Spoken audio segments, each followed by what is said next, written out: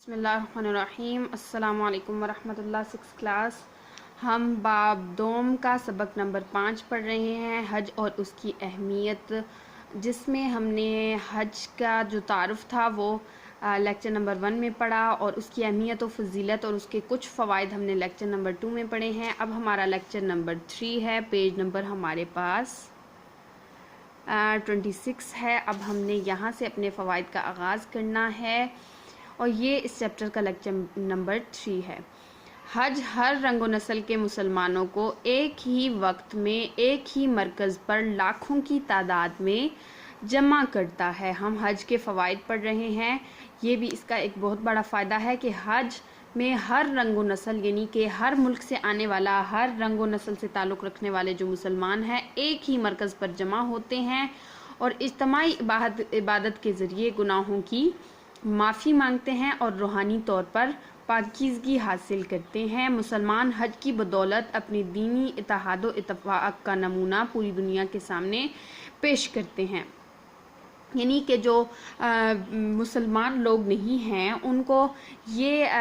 پیش کرتے ہیں حج کے دوران مسلمان، کہ اگرچہ کہ وہ علیحدہ علیحدہ ملکوں سے تعلق رکھتے ہیں، لیکن پھر بھی دینی اعتبار سے وہ ان میں بہت زیادہ اتحاد و اتفاق پایا جاتا ہے۔ حج دینی، علمی و عالمی مسائل سے واقفیت اور دلچسپی کا موقع فراہم کرتا ہے۔ حج کے دنوں میں مکہ مکرمہ اور مدینہ منورہ کے بازاروں میں دنیا بھر سے ہر قسم کا مال تجارت کے لیے لایا جاتا ہے، جس سے بین الاقوامی تجارت فروغ پاتی ہے،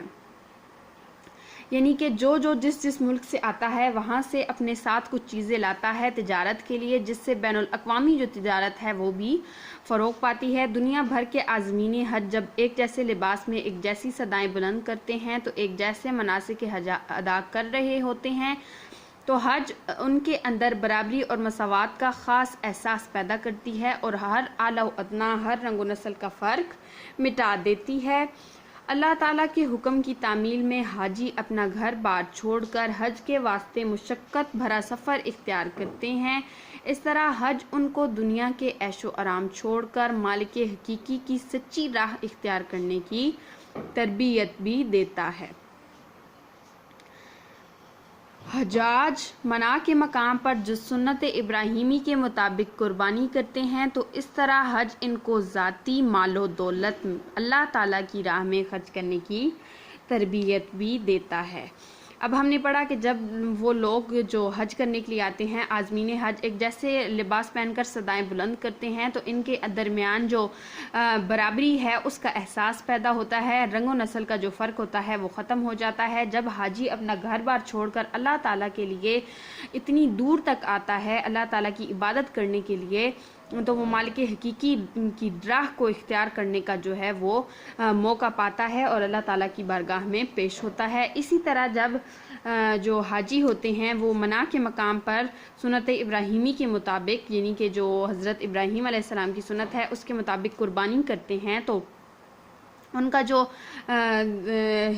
جو مال و دولت ہے اس کے لیے ان کی محبت میں کمی آتی ہے، اور وہ جو مال و دولت ہے وہ اللہ تعالیٰ کی راہ میں خرچ کرنے کی جو تربیت ہے وہ بھی ان میں جو ہے وہ فروغ پاتی ہے۔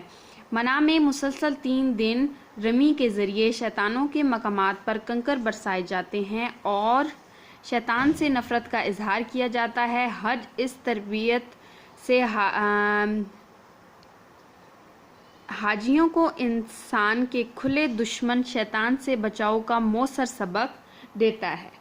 یعنی کہ منا کے مقام پر جب شیطان کو مسلسل کنکریاں جو ہیں وہ ماری جاتی ہیں، اس پر برسائی جاتی ہیں، تو اس طرح سے ہم شیطان سے نفرت کا اظہار کر رہے ہوتے ہیں۔ تمام مسلمان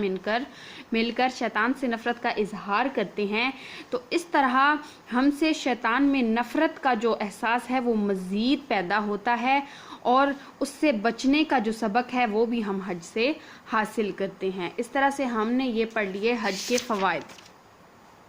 پہلے ہم نے پڑھا تھا کہ حج کیا ہے، اس بیت اللہ شریف کی تعمیر کیسے ہوئی، اس کی اہمیت و فضیلت کیا ہے، قرآن کی روشنی میں، حدیث کی روشنی میں، پھر ہم نے اس کے مختلف جو ہیں وہ فوائد پڑھے۔ اب ہم انشاءاللہ لیکچر نمبر 4 میں اس کے یہ پڑھیں گے مشق، انشاءاللہ ہم اس کی حل کریں گے۔